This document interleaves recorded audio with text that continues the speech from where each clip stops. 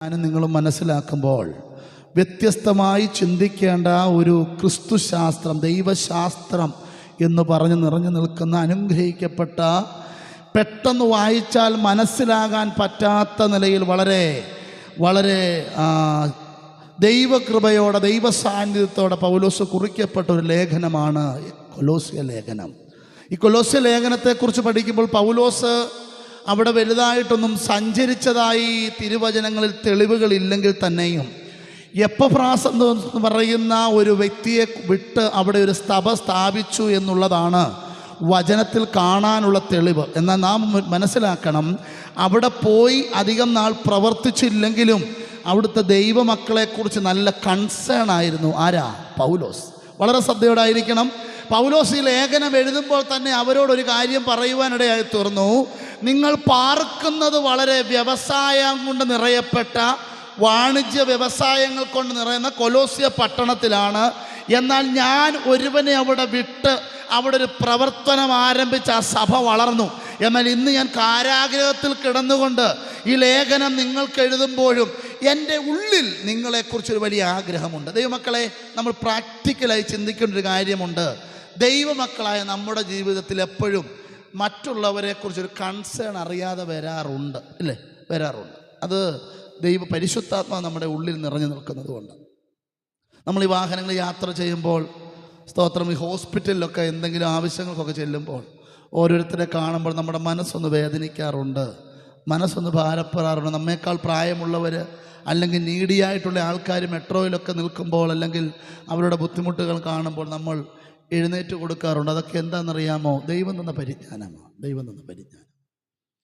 ഇതൊക്കെ നമ്മുടെ പ്രാക്ടിക്കൽ ലൈഫിൽ കർത്താവ് ഇഷ്ടപ്പെടുന്ന കാര്യങ്ങൾ. മറ്റുള്ളവരുടെ വേദനകളിൽ പങ്കുചേരാൻ, മറ്റുള്ളവരെ ചേർത്ത് നിർത്താൻ വലിയവനായ കർത്താവ് സഹായിക്കണം. ഞാൻ ഇന്നലെയും മിനിഞ്ഞാന്നുമൊക്കെ ആയിട്ട് ഈ കൊലോസ്യ ലേഖനം ഒത്തിരി പ്രാവശ്യം വായിച്ചപ്പോൾ അതിൽ നിന്ന് 3 വാക്യങ്ങൾ എന്നെ വളരെ സ്വാധീനിക്കുവാനിടയായി തീർന്നു. 1-ാം അധ്യായം ഒന്നെടുത്തേ, ചാപ്റ്റർ 1, 1-ാം അധ്യായം ഒന്നെടുത്തേ, അതിൻ്റെ 10, 11, 12, 13 ഈ 4 വചനം ഒന്ന് വായിച്ചാട്ട്. 10-14, 13 വായിച്ച.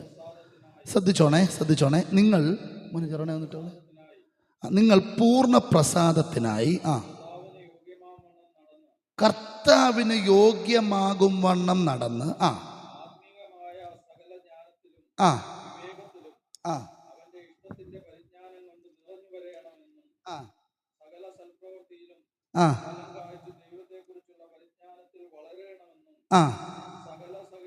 സകല സഹിഷ്ണുതയ്ക്കും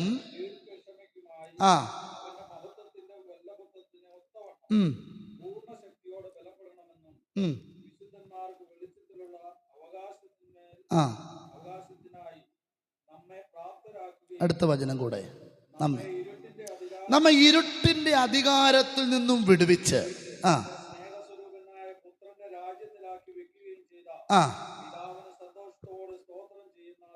13-ാമത്തെ വാക്യം എല്ലാവരും വേഴ്സ് 13 എല്ലാവരും ഒന്ന് വായിച്ച്, കണ്ണ് കാണാവുന്നവർ വചനം വായിച്ച് ശീലമുള്ളവരൊക്കെ ഒന്ന് വായിച്ച് 13-ാമത്തെ വാക്യം ഉറക്കെ ഒന്ന് വായിച്ച്. നമ്മെ ഇരുട്ടിന്റെ അധികാരത്തിൽ നിന്ന് വിടുവിച്ച് തൻ്റെ സ്നേഹസ്വരൂപനായ പുത്രൻ്റെ രാജ്യത്തിലാക്കി വയ്ക്കുകയും ചെയ്ത പിതാവിന് സന്തോഷത്തോടെ സ്തോത്രം ചെയ്യുന്നവരാകണം എന്ന് ഞാൻ അപേക്ഷിക്കുന്നു. എന്താ നമ്മളെക്കുറിച്ചുള്ള ദൈവത്തിൻ്റെ ഉദ്ദേശം? ഇതൊരു ഉണർവ് പ്രസംഗമായിട്ട് നിങ്ങൾ നോക്കണ്ട. ഇന്ന് പകൽ ഈ ഒരു 3 വാക്യങ്ങൾ അല്ലെ 4 വചനങ്ങൾ ഒരു പഠന പരമ്പര എന്ന പോലെ ഞാൻ നിങ്ങളോട് പറയാം. നമുക്കറിയാം, സങ്കീർത്തനത്തെക്കുറിച്ച് കേൾക്കുമ്പോൾ അതിൽ പറയുന്ന ദാവീദിനെ കുറിച്ചും ഗോല്യാത്തിനെ കുറിച്ചുമുള്ള ആ പൊക്കവും നീളവും, ഗോല്യാത്തിൻ്റെ കയ്യിലിരിക്കുന്ന ആയുധങ്ങളുടെ പേരുകളും വായിലുള്ള കല്ലുകളും എല്ലാം നമുക്ക് നന്നായിട്ടറിയാം. ഈ കാലഘട്ടം അങ്ങനെ പൊയ്ക്കൊണ്ടിരിക്കുക. എന്നാൽ ഇന്ന് പകൽ നാം ഓർത്തോണം, നമ്മുടെ ദൈവത്തെ നാം നന്നായി അറിയണം. ദൈവരാജ്യത്തെ നാം നന്നായി അറിയണം. ദൈവത്തെക്കുറിച്ച് എത്ര പ്രസംഗിച്ചാലും തീരാത്ത ഒരു വിഷയമാണ് ദൈവം എന്നുള്ള ഒരു വിഷയം. ഇവിടെ കണ്ടോ, എന്നെ ചിന്തിപ്പിച്ചത് 13-ാമത്തെ വാക്യം വായിച്ചുണ്ടോ? നമ്മെ ഇരുട്ടിന്റെ അധികാരത്തിൽ നിന്നും വിടുവിച്ച് തൻ്റെ സ്നേഹസ്വരൂപനായ പുത്രന്റെ രാജ്യത്തിലാക്കി വയ്ക്കുകയും പിതാവിന് സന്തോഷത്തോടെ സ്തോത്രം ചെയ്യുന്നവരുമാകണം ഒരു ദൈവ പൈതലിൻ്റെ ജീവിതത്തിൽ. നമ്മൾ മറ്റുള്ളവരെ നോക്കിയാൽ നമ്മൾ ക്ഷീണിച്ചു പോകുന്നേ. നമ്മൾ മറ്റുള്ള ദൈവദാസന്മാരെ നോക്കിയാൽ നമ്മുടെ ശുശ്രൂഷ തീർന്നു. നമ്മൾ മറ്റുള്ളവരെ നോക്കിയാൽ നമ്മുടെ വചന പഠനം തീർന്നു. ഇവിടെ കണ്ടോ, ദൈവിക പദ്ധതിയെ തിരിച്ചറിയുക എന്നുള്ള ഒരു ടൈറ്റിലോടെ ദൈവം എന്നെ ഏൽപ്പിച്ച മെസ്സേജിലേക്ക് ഞാൻ നിങ്ങളെ കയറ്റാൻ ആഗ്രഹിക്കുകയാണ്. ഇന്ന് പകൽ ഈ കേൾക്കുന്ന ദൈവിക വചനങ്ങൾ നമ്മുടെ ജീവിതത്തിൽ ഒരു സ്റ്റെപ്പൂടെ നമ്മളെ പ്രാർത്ഥനയിലും ഒരു സ്റ്റെപ്പൂടെ നമ്മളെ ആത്മീയത്തിലും വളർത്തുന്ന ചിന്തകളാക്കി ദൈവാത്മാവ് തീർക്കട്ടെ. ദൈവാത്മാവ് പൗലോസ് ദൈവമക്കളോട് പറയുന്ന ചില കാര്യങ്ങളാണ് നമ്മളിവിടെ വായിച്ചത്. ആരോട് പറയുന്നത്? ദൈവമക്കളോട്, സഭയോട് പറയുന്ന ചില ഉപദേശങ്ങളാണ് നാം ഈ കത്തിൽ കണ്ടത്. എന്നാൽ ഈ കത്തിൽ ചില ഉപദേശങ്ങൾ കൊടുക്കുന്നെങ്കിലും അതിനകത്ത് എന്തോ ഒരു ചൊവ വരുന്നുണ്ട്, ഒരു ആത്മീക ടേസ്റ്റ് വരുന്നുണ്ട്, ഇല്ലേ? ഭയങ്കര ഉപദേശം കൊടുക്കുന്നു എന്ന് പറഞ്ഞാൽ നമ്മളത് കേട്ടാൽ ഒരു ശാസന പോലെ ഫീൽ ചെയ്യും. കണ്ടോ, എന്താ ശാസന? നിങ്ങൾ പൂർണ്ണ പ്രസാദത്തിനായി കർത്താവിന് യോഗ്യമാവണ്ണം നടക്കണം. അത് ശാസനയോടെ നമുക്ക് വായിക്കാം, ഒരു ആത്മീക ചൊവയോടെ വായിച്ചേ. നിങ്ങൾ ദൈവിക പ്രസാദത്തിന് വേണ്ടി പൂർണ്ണതയോടെ വ്യക്തമായി സന്തോഷത്തോടെ നടക്കണം. കണ്ടോ, ദൈവവചനത്തിൻ്റെ പറഞ്ഞിരിക്കുന്ന ആത്മീക ദൂതുകൾ ഇതൊരു ശാസനയോടെ, ഉപദേശത്തോടെ പൗലോസ് കൊലോസ്യ സഭയ്ക്ക് പറഞ്ഞു കൊടുക്കുമ്പോഴും എന്നെ അതിൽ കൂടെ ചിന്തിപ്പിച്ച ആത്മീക ധ്വനി മാത്രം ഇന്ന് പകൽ സന്ദേശമായി എടുത്ത് ദൈവസന്നിധി താണിരിപ്പാൻ ആഗ്രഹിക്കും. 4 കാര്യങ്ങളാണ് നമ്മുടെ ദൈവമക്കളുടെ ജീവിതത്തിൽ എന്തുണ്ടായിരിക്കണം, എന്തായിരിക്കണം എന്നുള്ള 4 കാര്യങ്ങൾ. ഒന്ന് വായിച്ചത് ഇങ്ങനെയാണ്, ദേ മസ്റ്റ് ബി ഫിൽഡ്. അവരൊന്ന് നിറയണം. വായിച്ചേ, നിങ്ങൾ പൂർണ്ണ ആ ആ ആ ആ ഒന്ന്, ഒരു ദൈവ പൈതൽ നിറവുള്ളവരായിരിക്കണമെന്ന് പൗലോസ് കൊലോസ്യ സഭയോട് പറയുക. 2, ഒരു ദൈവ പൈതൽ ദേ മസ്റ്റ് ബി ഗ്രോ. വായിച്ചാട്ടെ, അവരൊന്ന് വളരണം. അതിൻ്റെ 10ാമത്തെ വാക്യം അവസാന ഭാഗം ഇങ്ങനെയുണ്ട്, സകല സൽപ്രവൃത്തിയിലും. 2, ഒരു ദൈവ പൈതലിന്റെ ജീവിതത്തിൽ അവർ നിറയുകയും വേണം. 2, അവർ ദൈവസന്നിധിയിൽ വളരുന്നവരുമായി മാറണം. 3, ദേ മസ്റ്റ് ബി സ്ട്രെങ്തൻ. അവര് ബലപ്പെടണം. വായിച്ചാട്ട്, അവർ അതിൻ്റെ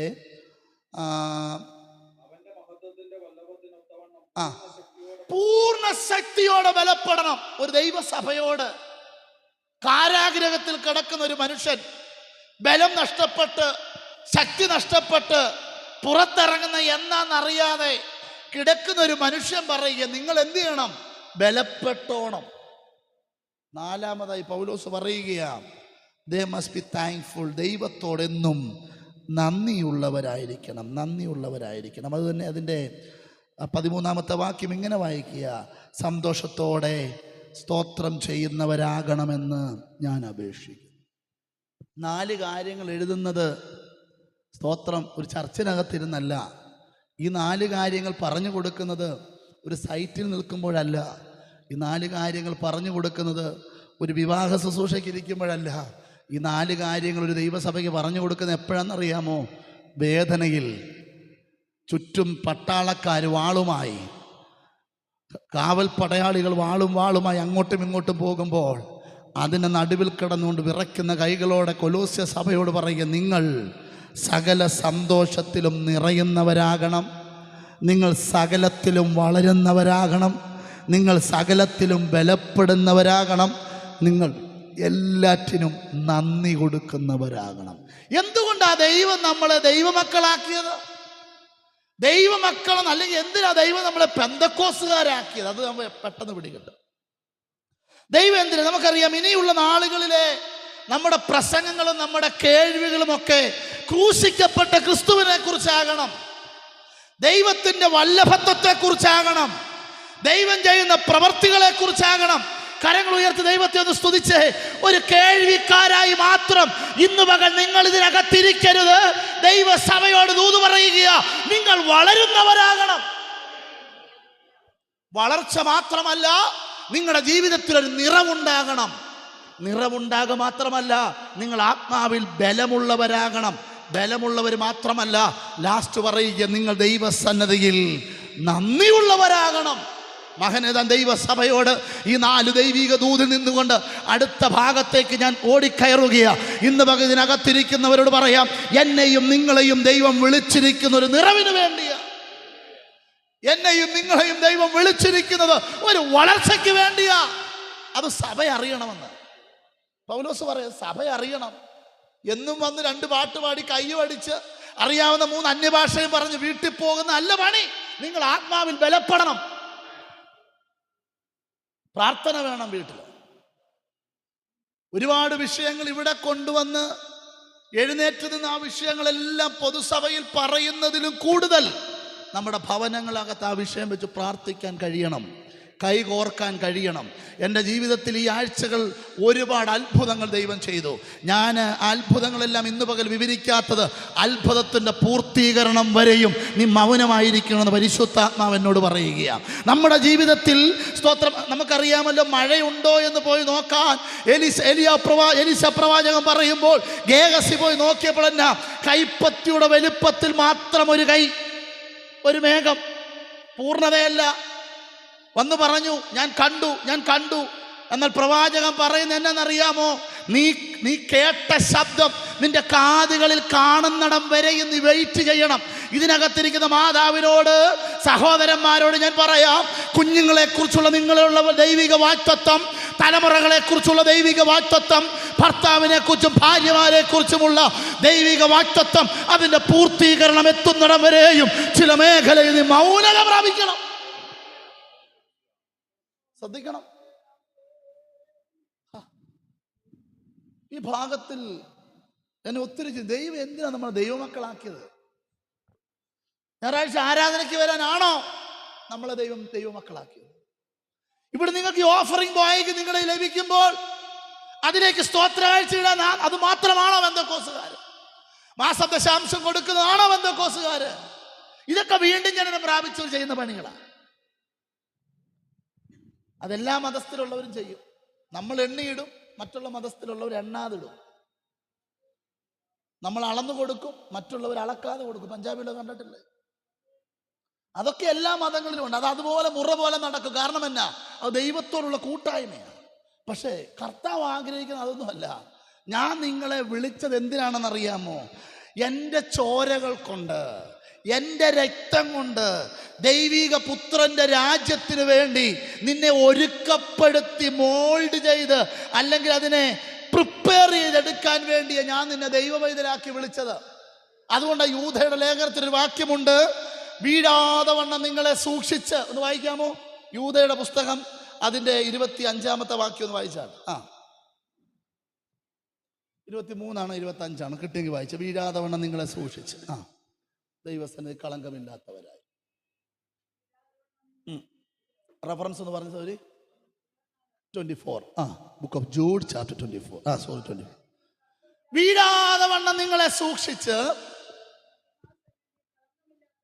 മഹിമാസന്നിധിയിൽ കളങ്കമില്ലാത്തവരായി. അപ്പൊ ആനന്ദത്തോടെ നിർത്താൻ ശക്തിയുള്ളവന് ആരെ നിർത്താൻ? വീഴാതെ വണ്ണം എന്നെയും നിങ്ങളെയും നിർത്താൻ വേണ്ടിയാ നിന്നെ യഥാർത്ഥത്തിൽ ദൈവപുത്രനായി ദൈവം കണ്ടത്, വിശ്വാസിയാക്കിയത്, പെന്തക്കോസുകാരനാക്കിയത്. എന്തിനാണെന്ന് അറിയാമോ? നിന്നെ വീഴാതെ നിർത്താനാ. ഇന്ന് പകൽ വീഴാതെ നിൽക്കാൻ കപ്പാസിറ്റി തന്ന ദൈവത്തെ കരങ്ങൾ ഉയർത്തി ഒന്ന് സ്തോത്രം ചെയ്തേ. വീഴാൻ സാധ്യതയുണ്ട്. ജോലി കുറയുമ്പോൾ, ശമ്പളം കുറയുമ്പോൾ, നമ്മുടെ മാസം തോറുമുള്ള നമ്മുടെ ബാധ്യതകൾ കൂടുമ്പോൾ നീ വീഴാൻ സാധ്യതയുണ്ടെന്ന് തന്നെ ദൈവത്തിനറിയാം. അതുകൊണ്ട് ദൈവം എന്ത് ചെയ്യുന്നറിയാമോ? മണവാളനായ കർത്താവ് കാന്തയെ ഒരുക്കിയെടുത്തു. എൻ്റെ വരവെടുത്തിരിക്കുകയാണ്. ഒരു മണവാട്ടി ഒരുങ്ങണം. എന്തിനാ ഒരുങ്ങണ്ടിയെന്നറിയാമോ? നിന്നെ വീഴാതെ നിർത്തി എന്നോട് ചേർത്ത് നിർത്താൻ ദൈവസഭയെ കുറിച്ചുള്ള ദൈവത്തിന്റെ പദ്ധതി അതാ. കൈയടിയോടെ കിടക്കണം. ആരാധനയൊക്കെ നല്ലതാ. അതിലെല്ലാം അപ്പുറം ഇന്ന് പകൽ വചനം നിന്റെ അകത്ത് കയറ്. നിന്നെ കർത്താവ് വിളിച്ചത് എന്തിനാണെന്നറിയാമോ? വീഴാതെ നിർത്താനാ. കൊലോസ്യ സഭയോട് അതാ പറയുന്നത്. നിങ്ങൾ നിറവുള്ളവരായി മാറണം. ഈ മെസ്സേജ് ഇന്നുകൊണ്ട് തീരത്തില്ല. നിങ്ങൾ നിറവുള്ള വ്യക്തിയായി മാറണം. എന്തിനാ നിറയുന്നേ? എന്തിനാ പാസ്റ്റർ നിറവുണ്ടാകുന്നേ? വലിയ കുഴപ്പമൊന്നുമില്ലല്ലോ, മാസം ഓടുന്നുണ്ട്, ലഭിക്കുന്നത് കൊണ്ടൊക്കെ അത്യാവശ്യം റോൾ ചെയ്ത് പോകുന്നുണ്ട്. ആ നിറവല്ല. നിറയുന്നത് എന്തിനാണെന്നറിയാമോ? നീ വീഴാതെ നിൽക്കാനാ. വീഴാതെ മഹിമാ സന്നിധിയിൽ ആനന്ദത്തോടെ നിർത്താൻ. നമുക്കറിയാം, വിവാഹം രണ്ട് കൂട്ടർ തമ്മിലുള്ള ഒരുക്കമാ വിവാഹം. പെണ്ണിന്റെ കൂട്ടരും ചെറുക്കൻ കൂട്ടരും തമ്മിൽ ആഴ്ചകളോളം മാസങ്ങളോളം ഒരുങ്ങിക്കഴിയും. വിവാഹം നിശ്ചയം ചെയ്ത ദിവസം എല്ലാവരും ഒരുങ്ങിയാലും രണ്ടുപേർക്ക് മാത്രമേ വേദിയിൽ കയറാൻ പറ്റുകയുള്ളൂ. അത് വധുവിനും വരനും മാത്രമാണ്. വധുവിനെ ഒരുക്കി അവിടെ കയറ്റും, വരനെ ഒരുക്കി അവിടെ കയറ്റും. ഇന്ന് പകൽ ഞാൻ ചുരുക്കമായ ഭാഗം അവിടെ പിടിച്ചു നിർത്തുകയാണ്. നമ്മുടെ കർത്താവിൻ്റെ വരവെടുത്തു. കാന്തയാകുന്ന മണവാട്ടിയെ കർത്താവ് ആഗ്രഹിക്കുന്നതിൽ പ്രിപ്പയറാക്കി അവനോടുകൂടെ വേളി കഴിക്കുവാൻ എൻ്റെ കർത്താവ് വരാൻ സമയമായി. അതുകൊണ്ട് മകനെ, തൻ ദൈവസഭയോടുള്ള ദൈവമക്കളോട് ഞാൻ പറയാം, നീ വീഴാതെ നിൽക്കണമെന്നുള്ള ദൈവത്തിൻ്റെ പദ്ധതിയാണ്. നീ വീഴാതെ നിൽക്കണം കേട്ടോ. മഹിമാ സന്നിധിയിൽ ആനന്ദത്തോടെ. കൊലോസ്യ സഭയെ, നിങ്ങളൊരു കാര്യം മനസ്സിലാക്കണം. ഞാൻ ഈ കാരാഗ്രഹത്തിന് നടുവിൽ നല്ല ആഹാരം എനിക്കില്ല. ഇന്ന് ജയിലുകളിലൊക്കെ ഇത്ര നല്ല ആഹാരം. യഹൂദന്മാരുടെ കാലഘട്ടങ്ങളിൽ ജയിലുകൾ എന്ന് പറഞ്ഞാൽ ഇങ്ങനെ കുനിഞ്ഞു നിൽക്കണം, നേരെ നിൽക്കാൻ പറ്റത്തില്ല. എത്ര നീളമുള്ളവരായാലും ഒരേ ലെയറിൽ അത് പണിതിട്ടിരിക്കുകയാണ്. കുനിഞ്ഞു നിൽക്കണം, നടുനൂർക്കാൻ പറ്റത്തില്ല. ഓർത്തെ, മാസങ്ങളോളം ആഴ്ചകളോളം ഈ നിപ്പ് നിന്ന് കഴിയുമ്പോൾ അവൻ്റെ നടുവിൻ്റെ എല്ലാം ഒടിഞ്ഞ് ഇളകി മാറും. സ്തോത്രം. പുറത്തിറങ്ങിയ പിന്നെ ഒന്നിനും കൊള്ളത്തില്ല. അങ്ങനെ കുനിഞ്ഞ് ഹല്ലേലൂയ നിൽക്കാൻ പറ്റാത്ത നിലകളിൽ അവൻ പറയുക, കൊലോസ്യ സഭയെ, നീ സകലത്തിലും നിറഞ്ഞവനായി മാറിക്കണം. ഹല്ലേലൂയ. എത്ര വേദന എൻ്റെ ഉള്ളിലുണ്ടെങ്കിലും, മാനസികമായി ഞാൻ എത്ര തളർന്നവനാണെങ്കിലും, എനിക്ക് നേരെ നിൽക്കാൻ പറ്റത്തില്ലെങ്കിലും, ദൈവസഭയോർത്തു ബലപ്പെടുത്തുന്ന ഒരു കർത്താവുണ്ട്.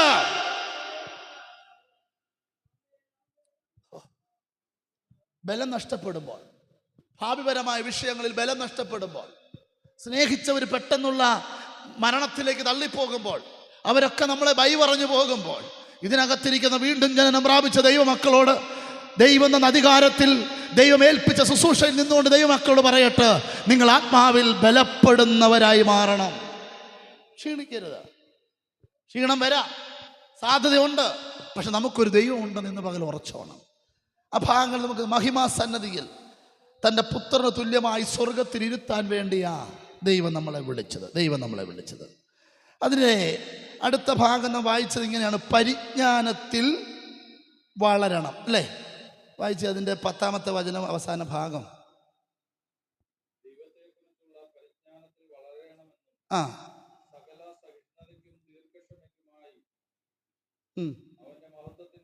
നിർത്തിക്കോട്ടെ, സോറി. സകല പരിജ്ഞാനത്തിലും വളരണം. ദൈവത്തെക്കുറിച്ച് നമുക്കെല്ലാം വളർച്ച ഇഷ്ടമാണ്. എല്ലാ കാര്യങ്ങളും നന്നായിട്ടറിയാം. മൊബൈലിൻ്റെ ആപ്പ് തുറക്കുന്നത് എങ്ങനെയാണെന്ന് നമുക്ക് നന്നാണ്ട്. മോനെ ഒന്ന് പൊക്കി കാണിച്ച്, ആരാധ്യ ഒന്ന് പൊക്കി കാണിച്ച്, എന്താ എഴുതിയത് കാണിച്ച്, ഓഡിയൻസിൽ ഒന്ന് കാണിച്ച്, പൊക്കി കാണിച്ച്. ഇതേക്കോ, വെരി ഗുഡ്. അടുത്തെന്തോ വചനം ശ്രദ്ധിച്ച്. Bible, please open the Bible. ആരാധ്യ, ബുക്ക് ഓഫ് കൊലോഷ്യൻസ് ചാപ്റ്റർ 1.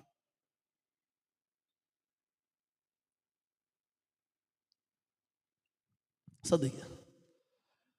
സകല പരിജ്ഞാനത്തിലും വളരുന്നവരായി മാറണം ദൈവസഭ. നമ്മൾ ആരുടെ മുൻപിലായിരിക്കുന്നത്? എക്സാം ഹാളിൽ ചെല്ലുമ്പോൾ നമുക്ക് ആകെ കയറ്റി അകത്തോട്ട് വിടുന്നത് എന്താ? ഈ PSC എക്സാമുകളും മറ്റ് എക്സാമുകളൊക്കെ, ഗവൺമെൻറ് സിവിൽ എക്സാമൊക്കെ എഴുതുന്നവർക്കറിയാം. വിവേകെ, ഇതൊക്കെ ഒത്തിരി വലിയ എക്സാം എഴുതിയരാ. ഒരു പേന മാത്രമേ ചിലപ്പം കാണത്തുള്ളൂ, വാച്ച് കാണത്തില്ല, ടവല് കാണത്തില്ല, മൊബൈലില്ല. അങ്ങനെ വളരെ വളരെ ഭയങ്കര സെക്യൂരിറ്റിയോടായിരിക്കും കയറ്റി വിടുന്നത്. നമ്മളിവിടെ വരുമ്പോഴോ കൊണ്ടുവരുന്ന എല്ലാ ഐറ്റവും, എങ്ങും കൊണ്ടുപോകാൻ പറ്റാത്ത എല്ലാം പൊക്കിക്കൊണ്ട് വരുന്നത് എവിടാ? പറഞ്ഞത് എവിടാ?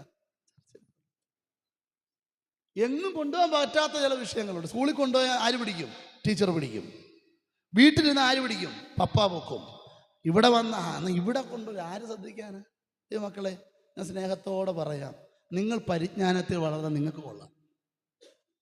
നിങ്ങൾ പറയുന്ന വിഷയങ്ങൾക്ക് വേണ്ടി പ്രാർത്ഥിക്കാനേ എനിക്ക് പറ്റൂ. മറുപടി തരേണ്ടത് കർത്താവാണ്. കർത്താവ് അത് കേൾക്കും. അതെല്ലാം വെയിറ്റിംഗ് ലിസ്റ്റിലാണ്. എന്തിനാ ഈ വെയിറ്റിംഗ് ലിസ്റ്റ് വെച്ചേക്കുന്നത്? നമ്മൾ ട്രെയിനിൽ പോകുന്നവരല്ലേ, സമയം പോകുന്നത്. എന്തിനാ ഈ വെയിറ്റിംഗ് ലിസ്റ്റ് വെച്ചേക്കുന്നത്? ആദ്യം എടുത്തവരുടെ ആദ്യം തിരക്ക് പിടിച്ച് ആവശ്യവുമായി കാത്തിരുന്ന് എടുത്തവരെ ആദ്യം കൺഫേം ആക്കി അങ്ങോട്ട് കൊടുക്കും. സമയം കഴിഞ്ഞ് കയറുന്നവരെയൊക്കെ എന്തോ ചെയ്യും? വെയിറ്റിംഗ് ലിസ്റ്റിലേക്ക് അങ്ങോട്ട് എടുത്തിടും. ദൈവമക്കളെ, ഞാൻ സ്നേഹത്തോടെ പറയാം, നമ്മളാരും ആ ലിസ്റ്റിൽ ഉൾപ്പെടുന്നവരാകരുത്. നമ്മളൊക്കെ കർത്താവ് ഇന്ന് വരും അല്ല നാളെ വരും. പ്രിപ്പയർ ആകുക. നമുക്കൊന്ന് നന്നാകാം. എൻ്റെ പ്രസംഗം അല്ലെ, ഞാനൊരു നല്ല ഇടയനാകണമെന്ന് എനിക്ക് ആഗ്രഹമുണ്ട്. നല്ലൊരു ഭർത്താവാകണമെന്ന് ഞാൻ ആഗ്രഹിക്കുന്നു. കുഞ്ഞുങ്ങൾക്ക് നല്ലൊരു അപ്പനാകണമെന്ന് ഞാൻ ആഗ്രഹിക്കുകയാണ്. നമുക്കെല്ലാവർക്കും അവരവരൊന്ന് നന്നാകാൻ ആഗ്രഹിക്കുമ്പോൾ ദൈവത്തിൻ്റെ പരിജ്ഞാനത്തിൽ നമുക്കറിയാതെ വളരാൻ കഴിയും. പിന്നെ ദൈവം സകല മഹത്വത്തിൻ്റെയും വല്ലഭത്വത്തിൽ ഒത്തവണ്ണം നാം വായിപ്പാനിടയായി തുറന്നു. ദൈവിക മഹത്വത്തിനൊത്തവണ്ണം ദൈവമക്കൾ എങ്ങനെ ബലപ്പെടണമെന്ന കർത്താവ് പറയുന്നത്? സകല സഹിഷ്ണുതയിലും. വായിച്ച ചേനി 11ാമത്തെ വാക്യം.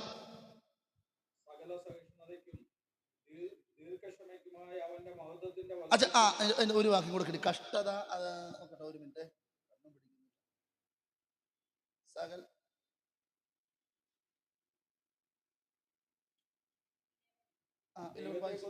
പരിജ്ഞാനത്തിൽ വളരണമെന്നും സകല സഹിഷ്ണുതയ്ക്കും ദീർഘക്ഷമയ്ക്കുമായി അവന്റെ മഹത്വത്തിന്റെ വല്ലഭത്തിനൊത്തവണ്ണം.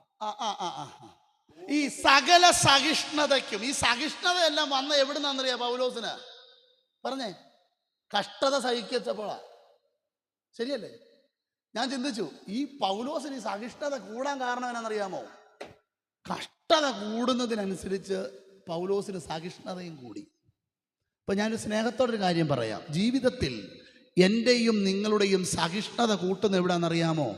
പ്രശ്നങ്ങളാ, വേദനകളാ, കഷ്ടതകളാ, സാമ്പത്തിക ബുദ്ധിമുട്ടാ, രോഗമാ, ദുഃഖമാ. ഇതൊക്കെയാ നിന്റെ സഹിഷ്ണുത കൂട്ടുന്നത്. പൗലോസിന്റെ സഹിഷ്ണുത കൂട്ടിയത് എന്താണെന്നറിയാമോ? കാരാഗ്രഹത്തിലെ കഷ്ടതയാ. ദൈവസഭയെ, കേൾവിക്കാരെ, ദൈവമക്കളെ, വിടുതൽ പ്രാപിച്ചവരെ, സ്നാനപ്പെട്ടവരെ, ഉപവസിക്കുന്നവരെ, ദൈവവചനമെടുത്ത് പ്രസംഗിക്കുന്നവരെ, ഇന്ന് പകൽ എനിക്ക് പറയാൻ ഒന്നേ ഉള്ളൂ. നിന്നെ നീയാക്കി മാറ്റുന്നത് നിന്റെ കഷ്ടതയാ.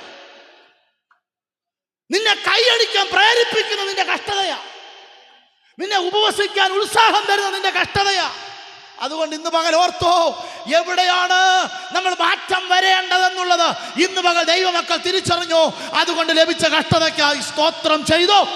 നിന്നെ സഹിഷ്ണുതയിലേക്ക് ദൈവത്തിന് കയറ്റാനാ. സഹിഷ്ണുത കൂടുമ്പോഴേ ഓർത്തോണം, ഈ വ്യക്തി എന്താ ഒരുപാട് കഷ്ടത അനുഭവിച്ചവർ. ഞാൻ എപ്പോഴും പറയാറുണ്ട്, ഈ കോടമ്പക്കത്തും കോന്നിയിലും ഒക്കെ എന്താ ആനക്കൂടുള്ളല്ലേ?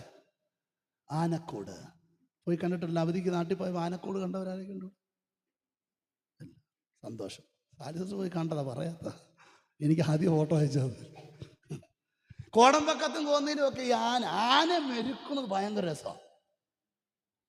ഇങ്ങനെ ആന മെരുക്കുന്നത്, ഈ ആന വരുന്ന രാസ്ത വലിയ കുഴി കുഴിക്കും, ഭയങ്കര സെറ്റപ്പ്. എന്നിട്ട് അതിൻ്റെ മുകളിൽ ചപ്പും ചവറും കാടുകളും എല്ലാം കൊണ്ടിട്ട് അത് ആസിറ്റീസ് ആക്കും. പഴയത് എങ്ങനെയാണോ ആ വഴി പോലെ കോർത്ത. പിശാചിൻ്റെ പരിപാടി ഇതാ. നമ്മളറിയത്തില്ല, നമ്മൾ പോകുന്ന വഴികളിൽ നമ്മളെ തകർക്കാനുള്ള പദ്ധതി അവൻ ഒരുക്കിയിട്ട് ആ വഴി നിനക്ക് ക്ലിയർ ചെയ്ത് തരും. ആന ഇങ്ങനെ മൂളിപ്പാട്ടും പാടി നടന്നു വരുമ്പോൾ ഇതിനകത്തോട്ട് വീഴും. ഇതിനകത്ത് വീഴുന്ന ആനയെ പൊക്കാൻ എന്താ ക്രെയിനാണോ കൊണ്ടിരുന്നത്? JCB ആണോ കൊണ്ടിരുന്നത്? എന്താ കൊണ്ടിരുന്നത്? ആനയെ തന്നെ കൊണ്ടുവരും. ആന ഇതിനു മുമ്പ് എവിടെ വീണതാ? ആ കുഴിയിൽ വീണ ആനയാ. ആ കുഴിയിൽ വീണ ആനയെ അവിടെ നിന്ന് വേറെ ഒരു ആന വലിച്ചു കയറ്റി മാസങ്ങളോളം ട്രെയിൻ ചെയ്തതിന് ശേഷമാ വീണ്ടും കുഴിയിൽ വീണ ഒന്നിനെ പിടിച്ചു പൊക്കാൻ പറ്റുന്നത്. അപ്പോൾ ഈ സഹിഷ്ണുത പഠിച്ച് എങ്ങനെയാണെന്നറിയാമോ? ഈ ആന വലിച്ചു കയറ്റാൻ ബുദ്ധി കിട്ടിയത് എവിടുന്നാ? വലിച്ചു കയറ്റാനുള്ള സമയവും അതിന് സമർപ്പണം കിട്ടിയത് എവിടുന്നാ? ഈ കുഴിയിൽ വീണത് കൊണ്ടാ. ഇന്ന് പക ഇതിനകത്തിരിക്കുന്നവരോട് പറയാം, നിന്റെ വിശ്വാസ ജീവിതത്തിൽ നീ അനുഭവിക്കുന്ന കഷ്ടതകളുണ്ടല്ലോ, നിന്നെ സഹിഷ്ണുതയിലേക്ക് ഉയർത്തിക്കൊണ്ട് വരുന്നതാണെന്ന് ഇന്ന് പകൽ ഓർത്തു. നിന്റെ രോഗം നിന്റെ സഹിഷ്ണുത കൂട്ടാനാ. ശബരാധന, നിന്റെ തലമുറയുടെ വിഷയം നിന്റെ സഹിഷ്ണുത കൂട്ടാനാ. നിന്റെ ആരോഗ്യ വിഷയം നിന്റെ സഹിഷ്ണുതയും ക്ഷമയും കൂട്ടാനാ. അതുകൊണ്ടാണ് കൊലോസ്യ സഭയോട് പറയുന്നത്, എൻ്റെ സഹിഷ്ണുത കൂടിയത് ഞാൻ ഈ കാരാഗ്രഹത്തിൽ കിടന്ന ചെയ്യാത്ത കുറ്റത്തിന് എന്നെ മുടി അവർ പിടിതെറിഞ്ഞു, എന്നെ കന്നത്തടിച്ചു കാർക്കിച്ച് തുപ്പി, കാരാഗ്രഹത്തിൽ 2 കാലുകൾ ആമത്തിലിട്ട് പൂട്ടി, തോക്കിന്റെ മൂട് കൊണ്ട് എൻ്റെ നെറ്റിയിലേക്ക് ആഞ്ഞിടിച്ചു. ഇതൊക്കെ എന്തുകൊണ്ട് സംഭവിച്ചതെന്ന് അറിയാമോ? നിങ്ങളോട് സഹിഷ്ണുത പറഞ്ഞു തരാൻ വേണ്ടിയാ ഇവിടെ നിന്ന് പ്രസംഗിക്കുന്ന. എൻ്റെ ജീവിതത്തിൽ കഷ്ടത കൂടുന്നതിനനുസരിച്ച് നിങ്ങൾക്ക് നല്ല മെസ്സേജ് ലഭിച്ചുകൊണ്ടിരിക്കും.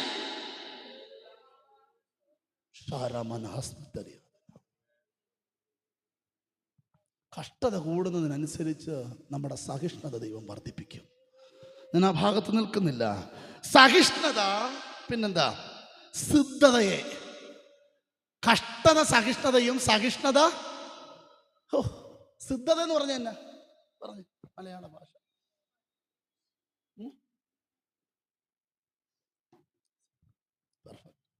സിദ്ധത എന്ന് പറയുന്നത് നമ്മുടെ സ്വഭാവം. സഹിഷ്ണുത സിദ്ധതയെ എന്ന് പറഞ്ഞതാ. ഈ സഹിഷ്ണുതയാണ് നിന്നെ ആരാക്കണമെന്ന് ചിന്തിക്കുന്നത്. പട്ടിണിയുടെ വില അറിയണമെങ്കിൽ പട്ടിണി കിടന്നേ പറ്റൂ. പഞ്ചസാരയുടെ രുചി അറിയണമെങ്കിൽ പഞ്ചസാര, ഉപ്പും പഞ്ചസാരയുമുള്ള 2 ബോട്ടിൽ ഒരുപോലെ എൻ്റെ നമ്മുടെ കിച്ചണിൽ ഇരിക്കും താഴെ.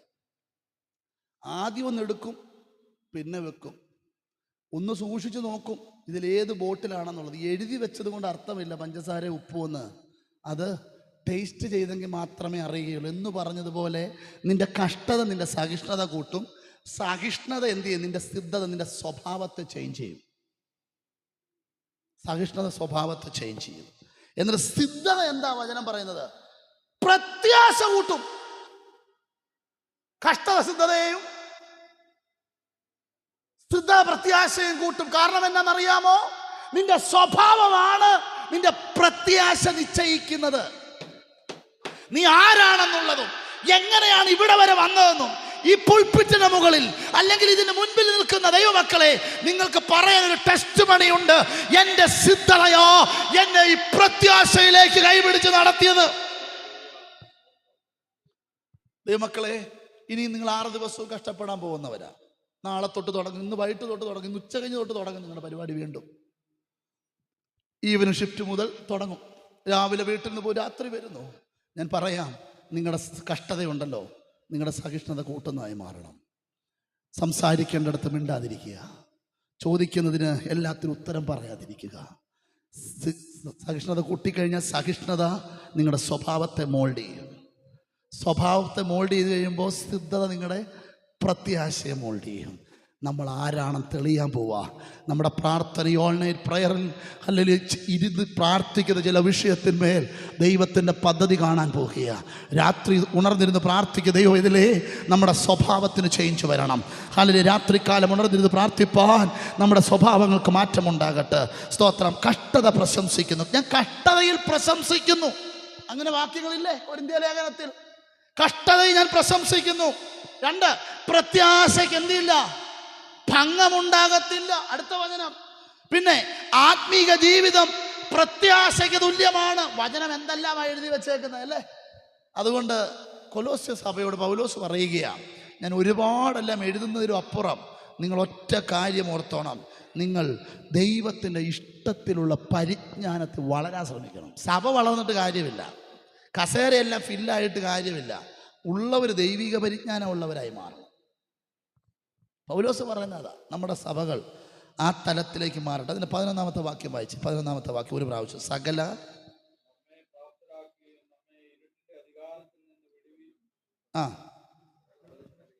സകല സഹിഷ്ണു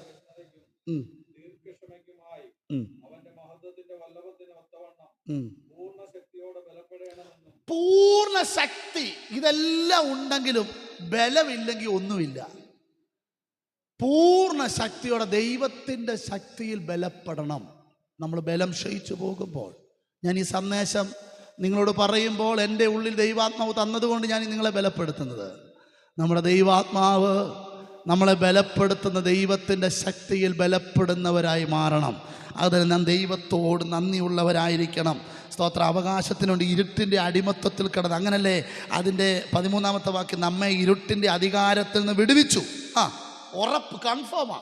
ഇരുട്ടിൻ്റെ അധികാരത്തിൽ നിന്ന് വിടുവിച്ചു എന്നാണ് കൊടുത്തിരിക്കുന്നത്. വിടുവിച്ചു, തൻ്റെ സ്നേഹസ്വരൂപനായ പുത്രൻ്റെ രാജ്യത്തിലാക്കി വെച്ചു. പിതാവിന് സന്തോഷത്തോടെ ഈ രണ്ട് കാര്യങ്ങൾ ദൈവം ചെയ്തു. എന്തിനാ? ദൈവവൈതലാക്കിയത് കൊണ്ട്. ഒന്ന്, വീഴാതെ വണ്ണം നിർത്താൻ വേണ്ടി നിന്നെ ദൈവവൈതലാക്കി വിളിച്ചു. രണ്ട്, നിന്നെ പെന്തക്കോസുകാരനാക്കിയത് എന്തിനാണെന്നറിയാമോ? അവൻ്റെ ബലത്തിൻ്റെ വല്ലഭത്വത്തിൻ്റെ അളവിൽ സ്തോത്രം സ്തോത്രം നമ്മുടെ സഹിഷ്ണുത എന്താണെന്ന് തെളിയിക്കാൻ അവൻ നിന്നെ വിളിച്ചു. മൂന്ന്, എൻ്റെ കർത്താവ് നിന്നെ പെന്തക്കോസുകാരനാക്കിയതിൻ്റെ ഇഷ്ടം എന്നാണെന്നറിയാമോ? ഇരുട്ടിൻ്റെ അധികാരത്തിൽ നിന്നും വെളിച്ചത്തിലേക്ക് കൊണ്ടുവരാൻ അവൻ നിന്നെ വിളിച്ചു. നമ്മുടെ വാല്യൂ ഭയങ്കര, നമ്മുടെ വില ഭയങ്കര. നമ്മൾ മറ്റുള്ളവരുടെ മുമ്പിലൊക്കെ നിൽക്കുമ്പോൾ ഒരു കാര്യം പറഞ്ഞു, നമ്മൾ ഇരുട്ടിക്കിടന്നവരായിരുന്നു, ഇപ്പം നമുക്ക് വെളിച്ചമുണ്ട്. നമ്മുടെ വീട്ടിൽ വെളിച്ചമില്ലേ? സ്തോത്രം. നമ്മുടെ വീടിനകത്ത് വെളിച്ചമില്ല. ഡ്യൂട്ടി കഴിഞ്ഞ് വരുമ്പോൾ വീടിനകത്ത് കയറുമ്പോൾ ഒരു സന്തോഷമുണ്ടോ? സമാധാനമുണ്ടോ? കുടുംബ പ്രാർത്ഥനകൾ ഇരിക്കുമ്പോൾ കുഞ്ഞുങ്ങളോട് സംസാരിക്കുന്ന വിഷയങ്ങളിൽ ദൈവിക കാര്യങ്ങൾ പറയുന്ന നമ്മുടെ വീട്ടിലൊരു വെളിച്ചമില്ലേ? സ്തോത്രം. എന്താണെന്നറിയാമോ? ദൈവമക്കളെ, ഇത് നമുക്ക് ലഭിച്ച എന്താണെന്നറിയാമോ? നമ്മളെ അവൻ വിളിച്ചത് എന്തിനാണെന്നറിയാമോ? ഇരുട്ടിൽ നിന്നും വെളിച്ചത്തിലേക്ക് മൂവ് ചെയ്യാൻ വേണ്ടിയാ. അതാണ് നമ്മുടെ യോഗ്യത. എൻ്റെ ഇരുട്ടിൻ്റെ അധികാരത്തിൽ തന്നെ വിടുവിച്ച് പുത്രൻ്റെ രാജ്യത്തിൽ അവൻ എന്നെ ആക്കി വെച്ചതിനാൽ നമ്മുടെ കരങ്ങൾ ഉയർത്തി സ്തോത്രം ചെയ്താട്ട്. ഇരുട്ടിൽ കിടന്ന് എന്നെയും എൻ്റെ കുടുംബത്തെയും, ഇരുട്ടിൽ കിടന്ന് എൻ്റെ സ്വഭാവത്തെ വെളിച്ചത്തിലേക്ക് കൺവേർട്ട് ചെയ്ത കർത്താവേ, അങ്ങേക്ക് ഞങ്ങൾ നന്ദി കരേറ്റുകയാ. സ്തോത്രം. 4 കാര്യം ഒരു ദൈവ പൈതലിൻ്റെ ജീവിതത്തിൽ മാറ്റം വരുത്തിയത് നാം കാണുവാനിടയായി തീർന്നു. 1, ദൈവിക പരിജ്ഞാനത്തിൽ നിറയണം. പരിജ്ഞാനം ഉണ്ടാകണം. ദൈവിക പരിജ്ഞാനം ഉണ്ടാകണം. ദൈവിക പരിജ്ഞാനം. 2, നാം ഒരു വചനം വായിച്ചാട്ട് ലെവിറ്റിക്കസ്, ലേവിയ പുസ്തകത്തിലേക്ക് ഒന്ന് വന്നേ, വായിച്ചു നിർത്താമേ. ലേവിയ പുസ്തകം 11:45, book of Leviticus chapter 11 verse 45, 11:45 ഒന്ന് വായിച്ചു.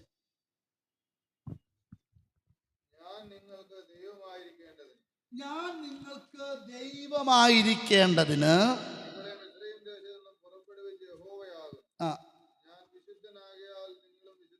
എന്തിനാന്നറിയാമോ നിന്നെ പെന്തക്കോസുകാരനാക്കിയത്? എന്തിനാ? എൻ്റെ കർത്താവ് വിശുദ്ധനായിരിക്കുന്നത് പോലെ നിങ്ങളും 11:45 നിങ്ങളും വിശ്വസ്തരായിരിക്കാൻ. ദൈവത്തിൻ്റെ വിളിയുടെ മഹത്വം എന്താ? നിറയണം, വളരണം, ബലപ്പെടണം, നന്ദിയുള്ളവരായിരിക്കണം, പരിജ്ഞാനത്തിൽ വളരണം. ഇപ്പോൾ നാം വായിപ്പാനിടയായി തീർന്നു, ഞാൻ വിശുദ്ധനായിരിക്കുന്നത് നിങ്ങളും വിശുദ്ധ. ഇതിനാ പെന്തക്കോസുകാരനാക്കിയത്. നമ്മളെ വിശുദ്ധനാക്കാനാ, മറ്റുള്ളവരെ പോലെ ആക്കാനല്ല, നമ്മളെ വിശുദ്ധിയോടെ നിർത്താനാ. സ്തോത്രം. നാം ചെയ്യേണ്ട കാര്യങ്ങൾ നാം ചെയ്തു കഴിയുമ്പോൾ ദൈവം നമുക്ക് വേണ്ടിയുള്ളത് ദൈവം ചെയ്യാൻ തുടങ്ങും. ഞാൻ നിങ്ങളെ മിസ്രൈമിൽ നിന്നും വിടുവിച്ചു കൊണ്ടുവന്നു. മിസ്രൈം എന്ന് പറയുന്നത് എന്നാണെന്നറിയാമോ? ഇരുട്ടാ. മിസ്രൈം എന്ന് പറയുന്നത് എന്നാണെന്നറിയാമോ? ബന്ധനമാ. മിസ്രൈം എന്ന് പറയുന്നത് എന്നാണെന്നറിയാമോ? കഷ്ടതയാ. മിസ്രൈം എന്ന വാക്കിന് അർത്ഥം എന്നാണെന്നറിയാമോ? അടിമത്തമാ. കാലല്ലോ ഈ മിസ്രൈമിൽ നിന്നും നിന്നെ വിടുവിച്ചു കൊണ്ടുവന്ന യഹോവയാണെന്ന് ഈ ഓഗസ്റ്റ് മാസം 23-ാം തീയതി ഞായറാഴ്ച വിശ്വസിച്ച് ഇറങ്ങിപ്പോകുന്ന ദൈവമക്കളോട് സ്നേഹത്തോടെ ഞാൻ പറയാം, മിസ്രൈമിൻ്റെ അടിമത്തത്തിൽ നിന്നും, പാരമ്പര്യത്തിൻ്റെ വെട്ടിൽ നിന്നും, പൗരോഹിത്യത്തിൻ്റെ ബന്ധനത്തിൽ നിന്നും, അടിമത്തത്തിൻ്റെ ചങ്ങലയിൽ നിന്നും നിന്റെ ചങ്ങലയുടെ ഓരോ കണ്ണികളെ അഴിച്ചു മാറ്റി ഈ ആരാധനാലയത്തിൽ എൻ്റെ ദൈവത്തിൽ നിന്നെ കൊണ്ടിരുത്താൻ പദ്ധതി എന്തിനായിരുന്നു അറിയാമോ? നിന്നെ വിശുദ്ധനാക്കാനാ. വിശുദ്ധനാക്കാനാ. കർത്താവേ, ഞങ്ങൾ അങ്ങ് സ്തുതിക്കും. ദൈവത്തിൻ്റെ കരുതൽ എത്ര വലുതാണ്. അങ്ങനെയല്ലേ ആ വായ്പാനിടയായി തീർന്നത്? രക്തത്താൽ വിടുവിക്കപ്പെട്ട ദൈവം, വിടുവിച്ച ദൈവം, വേർപാടിനാൽ നമ്മളെ മാറ്റി നിർത്തിയവനായ കർത്താവ് നമുക്കൊരു ഫ്രീഡം തന്നു. സകല കഷ്ടതകളിൽ നിന്നും, സകല വേദനകളിൽ നിന്നും നിന്നെ നടത്തിയ ദൈവത്തെ ഇന്ന് പകൽ നമുക്ക് നോർക്കാം. ഒരു നിമിഷം എല്ലാ ദൈവമക്കളും അതാത് സ്ഥാനങ്ങളിൽ എഴുന്നേറ്റ് നിന്നേ. നല്ല ഉറപ്പ്, ഞാൻ ഈ പറയുന്നത് പോലെ തന്നെ നല്ല ഉറപ്പ് നിങ്ങളുടെ ജീവിതത്തിൽ ഉണ്ടാകട്ടെ. 1,